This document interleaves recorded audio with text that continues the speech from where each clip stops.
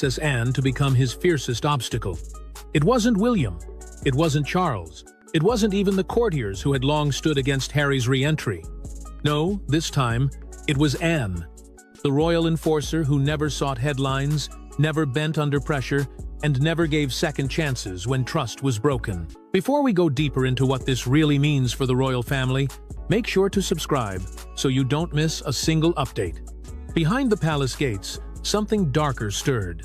Whispers of a shocking discovery gave Anne all the ammunition she needed to act swiftly and ruthlessly. A secret financial transaction between Meghan Markle and select members of palace staff detonated like a silent bomb.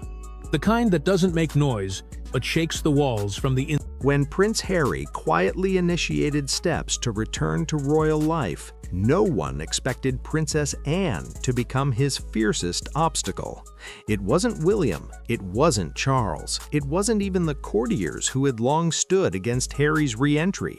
No, this time it was Anne, the royal enforcer who never sought headlines, never bent under pressure, and never gave second chances when trust was broken. Before we go deeper into what this really means for the royal family, make sure to subscribe so you don't miss a single update. Behind the palace gates, something darker stirred. Whispers of a shocking discovery gave Anne all the ammunition she needed to act swiftly and ruthlessly.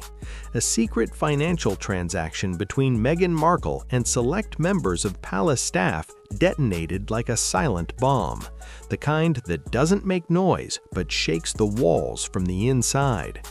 At first, Harry's plans appeared modest. He wasn't demanding to reclaim titles. He wasn't staging a flashy return. Insiders revealed he was negotiating a quiet reintegration, offering support during King Charles's health crisis, a limited role with minimal visibility, one step at a time.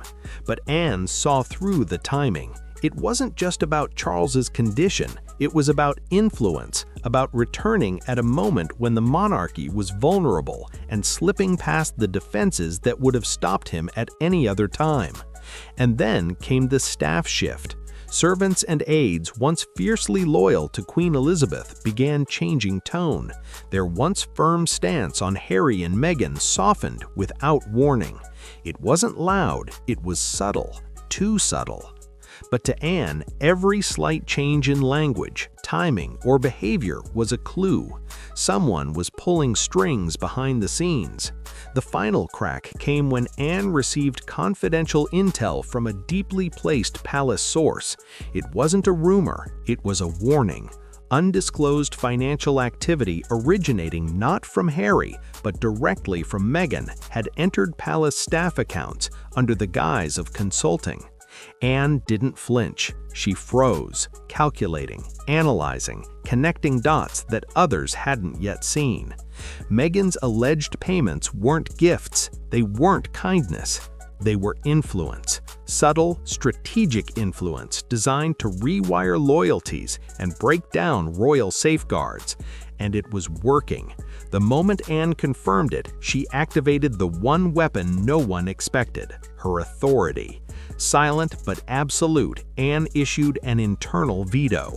Harry's re-entry into royal life was not to proceed, not with these shadows hanging over the family, not while the integrity of the institution was under threat. There would be no second chances, because Anne wasn't just protecting tradition, she was protecting survival. And in her eyes, Harry's return, tainted by Meghan's covert maneuvers, was no longer a risk worth taking.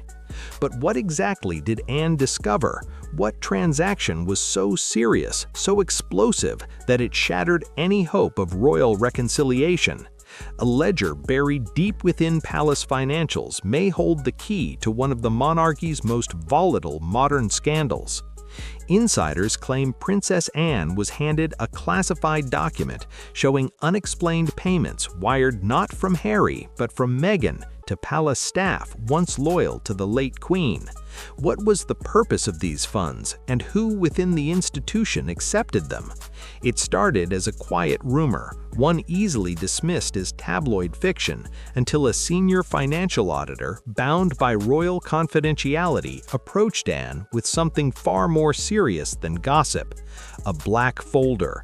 No fanfare, no explanation, just numbers, dates, and names that didn't belong together. The document's contents immediately set Anne on edge. These weren't minor clerical discrepancies or accounting quirks. These were intentional, systematic transactions wired directly from Meghan's private accounts into palace staff ledgers, and the amounts were far from symbolic. What drew Anne's immediate attention wasn't just the money, it was who received it. The paper trail pointed to individuals with decades of royal service. One name stood out, a senior communications aide who had for years been the voice behind Queen Elizabeth's most carefully worded statements. Another recipient had overseen internal staff discipline under Elizabeth's command. These weren't fringe employees, they were insiders, loyalists, or so everyone thought.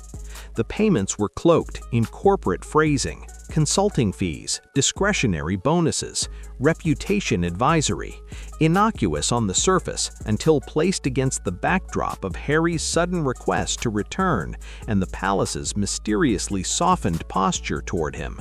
One transaction alone exceeded £80,000 and was quietly dispersed over a 3-month period.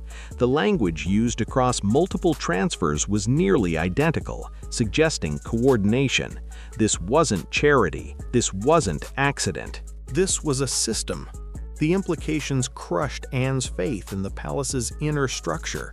She had spent her life upholding an unspoken code that the monarchy's staff could be trusted, no matter the turmoil above them. That those who served the crown did so with unswerving loyalty. But these payments introduced a possibility she found unthinkable: coercion, or worse, collaboration. Word reached Charles within hours. When Anne confronted him, her voice was calm, but her words were blunt. Charles reportedly was shaken. He had welcomed the idea of a cautious reconciliation with Harry, not out of weakness, but out of legacy. Yet he hadn't seen this coming.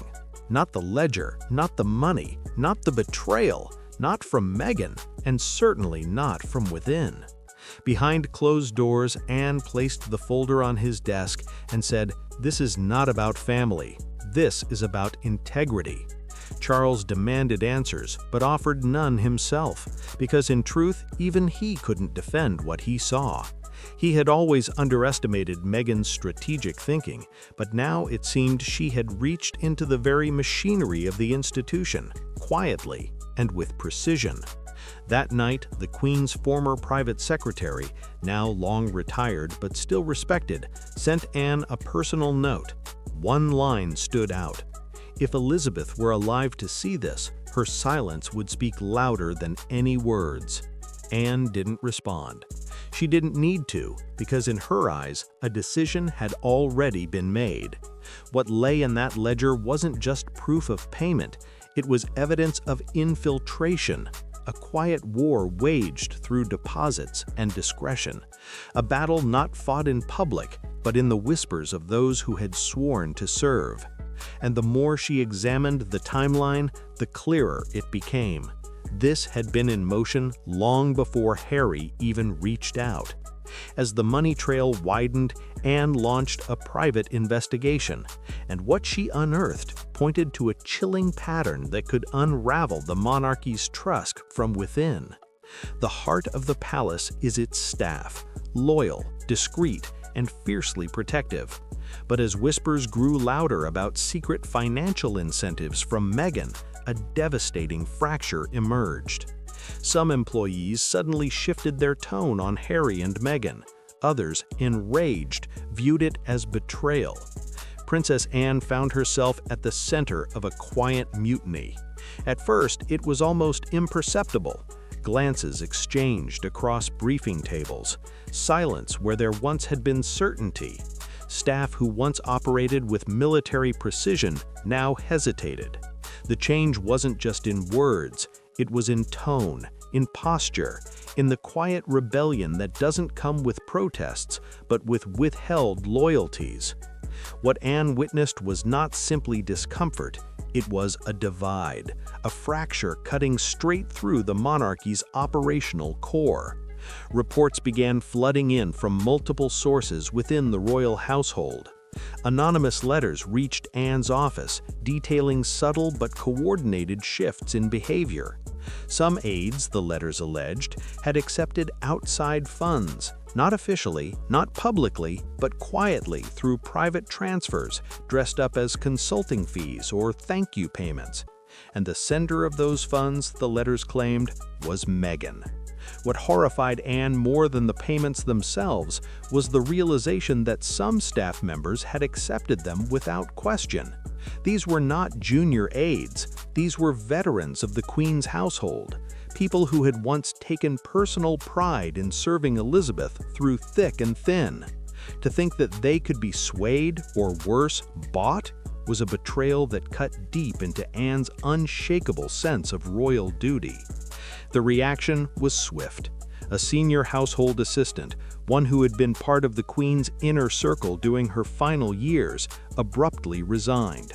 Her letter was short but devastating. "I can no longer participate in a system where values are compromised from the inside," she wrote. It was a quiet exit, but one that rattled the foundations of palace stability. If she was walking away, how many more felt the same? Anne didn't wait for the walls to collapse. She convened a closed-door session with several long-standing members of the royal household, people who had served the monarchy for decades.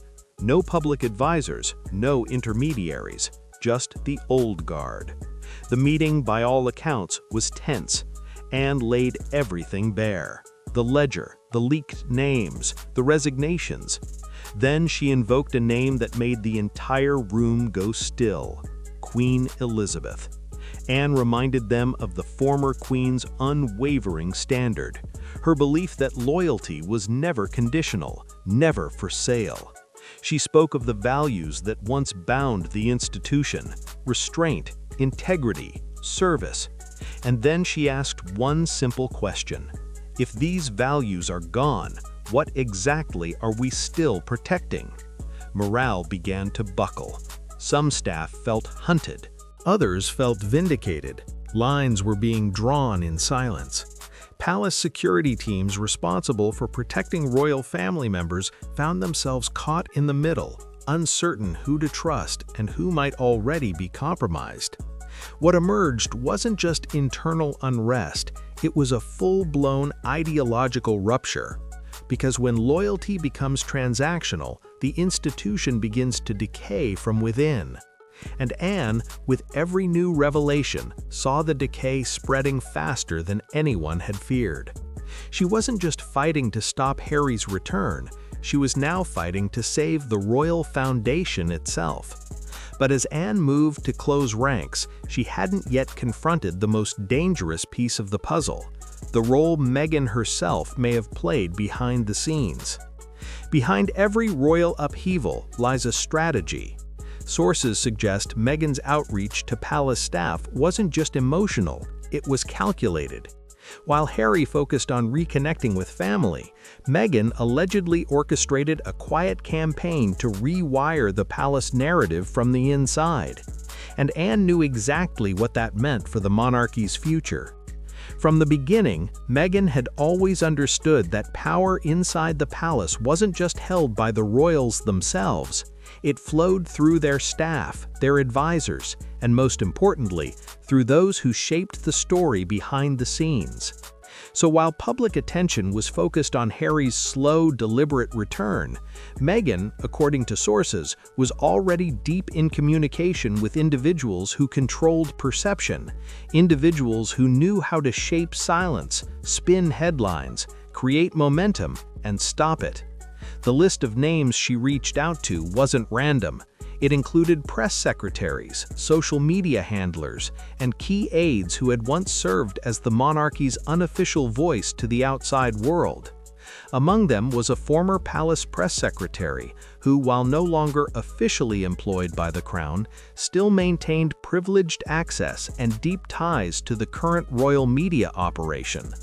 Meghan's team, according to insiders, proposed a consulting arrangement, one tied not to royal duties but to new US-based projects under Meghan's media brand. The proposal appeared on paper to be standard business, an offer for communication strategy, reputation management, and influence building across transatlantic media. But buried beneath that language was a more troubling reality.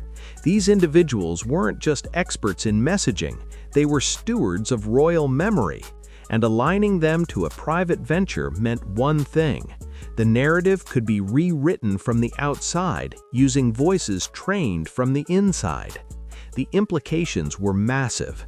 If these former palace voices began defending Harry and Meghan publicly, or worse, challenging the palace's internal response to them, it could corrode the institution's ability to protect its own version of history.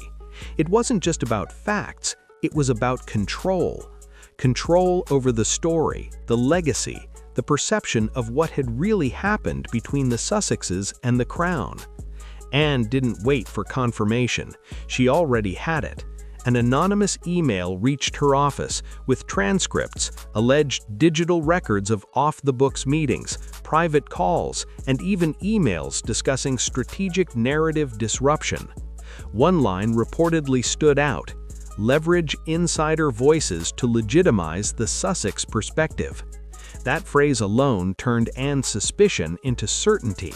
This wasn't a passive attempt to reconnect, it was a parallel campaign, a quiet strategy to reframe reality from outside the gates, using those who once guarded them. Publicly, Meghan's representative dismissed the speculation as misinterpreted business discussions, but within the palace, the phrase narrative control sent chills down every corridor. For Anne, it wasn't business, it was infiltration, and in her eyes, every subtle move Meghan had made pointed to a long game, one that didn't require titles or approval, just the right voices in the right ears. Anne knew what came next. She had seen the damage that fractured narratives could do, not just to public image, but to constitutional stability. And now, with Meghan's influence creeping through the walls of the palace itself, Anne understood that she couldn't just respond defensively, she had to neutralize the source permanently. With the lines of trust now fully corroded, Anne shifted her focus to the one person who could still protect the monarchy's legacy and make or break Harry's return. For Anne, this wasn't just about Harry, it was about legacy. Queen Elizabeth's values, discretion, duty, integrity, stood in direct opposition to everything the secret payments implied. In her private journals and final conversations, the late Queen left clues about who she trusted, and Anne was determined to honor them, even if it meant blocking her own nephew. The monarchy's strength had always been measured in silence, in holding the line when everything around it trembled, and no one embodied that principle more than Queen Elizabeth. She had led not with noise, but with resolve. Her reign was built on the foundation that personal feelings must never overpower public responsibility. Anne remembered that she had lived by it. And now, with whispers of manipulation and influence corroding the institution from within, Anne found herself returning to her mother's legacy, not for comfort, but for clarity. Within the private archives at Windsor, Anne revisited letters that Elizabeth had written in the final years of her life, handwritten notes filled with warnings veiled in grace. One entry, dated just months after the Sussexes' Oprah interview, read simply, "Protect the crown from manipulation, masked as affection." It wasn't dramatic, it wasn't accusatory, but to Anne, it was a coded instruction, a clear reminder that not all love is loyalty, and not all kin are safe. Anne hadn't forgotten the tension that followed that interview. The Queen had remained outwardly calm, but those closest to her had seen the shift. Conversations shortened, trust narrowed. The disappointment hadn't been spoken aloud. It had settled like fog in the halls of Buckingham. Anne had carried that memory with her silently for years. Now, faced with the shocking reality of financial influence creeping into the palace ranks, those memories became her moral compass. Charles, ever the mediator, pleaded for balance.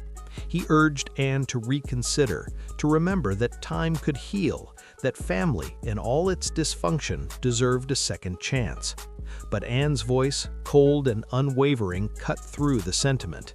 "It cannot be built on bribery," she said. "What we allow in weakness, we normalize in tradition, and this cannot be allowed to become tradition." It was more than a disagreement, it was a fracture. Anne wasn't just pushing back on Harry's return, she was rejecting the very idea that legacy could be rewritten through quiet influence and clever payments. To her, this was about something greater than reputation. It was about survival, moral, institutional, historical. In a private meeting with a handful of senior household figures, Anne made her position unmistakably clear. "We do not sell our silence," she said, "nor our heritage. If we begin to bend the truth to accommodate comfort, we will soon find ourselves with neither truth nor comfort." Her declaration wasn't grand, it wasn't televised, but it echoed through every corner of the palace. A final line drawn not in anger, but in conviction. And from that moment on, the debate was over. But while Anne drew strength from the past, Harry was unaware that a final decision had already been made behind closed doors. While Harry remained hopeful, making calls, offering compromises, even drafting a heartfelt message to Charles, he had no idea that Anne had already moved to kill his chances. One by one, doors closed, meetings were canceled, invitations withdrawn, and all without a word from the one person who used to champion him, his aunt. In Harry's mind, the path back was opening. Carefully, respectfully, he began to reach out, not with demands, but with humility. He spoke to aides, he requested brief meetings, he made it clear he wasn't asking to return to the spotlight. No titles, no privileges, just a small role focused on charitable work, mental health initiatives, and standing quietly beside the family in a time of transition. To him, it felt like a sincere attempt to repair what had been lost. But behind palace walls, his every move was being tracked, not with malice, but with caution, because while Harry saw an olive branch, Anne saw a Trojan horse. He had prepared a private lunch meeting with Charles, scheduled without publicity, just a father and son sitting down to talk with no staff in the room. But the date came and went. The meeting was postponed, then postponed again. Eventually, the message became clear: indefinitely delayed. Even worse was the silence that followed. William, once Harry's closest ally, his childhood shadow, offered no response, not even to the personal message Harry sent, which reportedly ended with a plea, "For Mom's sake, can we just talk?" The reply never came, because William had already been briefed by Anne, and his silence wasn't avoidance. Not a public spectacle, but a discreet, high-stakes meeting meant to assess the threat. Charles presided, flanked by legal advisors and constitutional experts. The stakes weren't just personal, they were national. Because as the scandal spread, even members of Parliament began to question what else the palace might be hiding.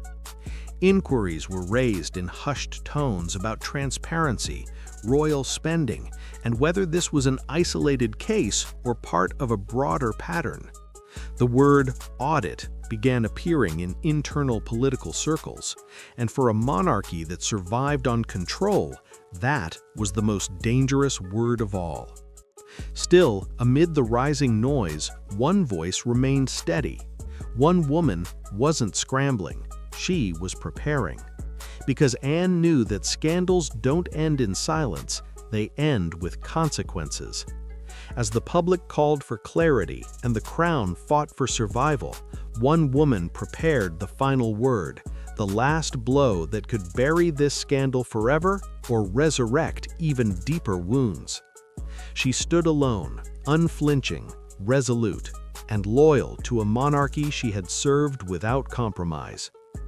Anne's final word wasn't just a rejection of Harry's return, it was a declaration of war against corruption, manipulation, and any shadow cast upon the legacy of the crown. In her quiet but firm voice, she made it clear. This was her line in the sand. When the whispers turned into firestorms, when Parliament began to circle and the press refused to back down, it was Anne who took pen to paper.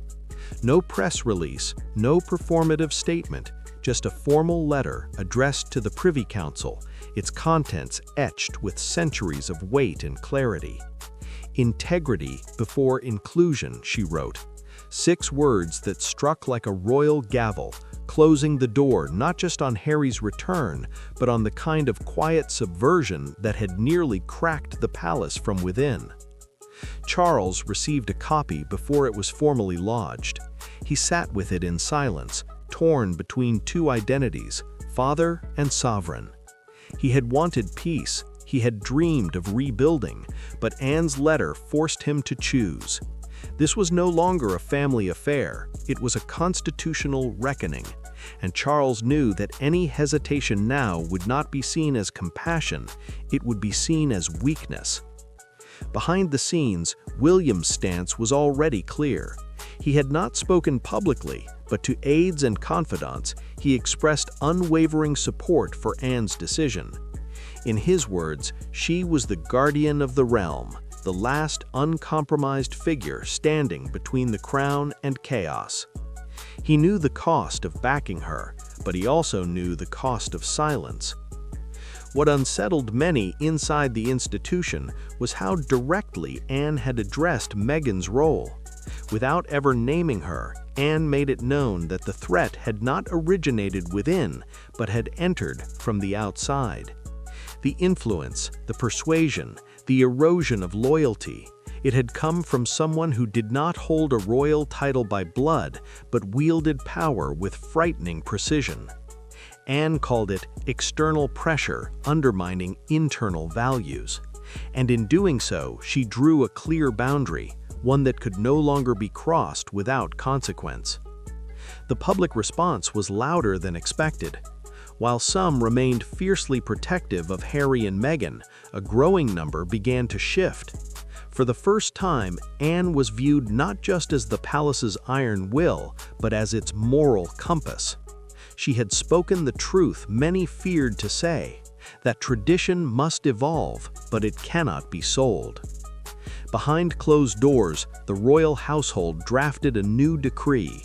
It would forever change how former working royals could re-engage with the firm. No longer would emotional appeals or public popularity be enough. Future re-entry would be bound by new rules. Rules shaped by Anne's refusal to compromise, by her insistence that duty could not coexist with deception. This was not an ending, it was a recalibration of the monarchy's identity. And so, as the crown faces its most emotional reckoning in decades, one truth remains. This wasn't just a story about Harry, it was about power, loyalty, and a secret that could change the monarchy forever.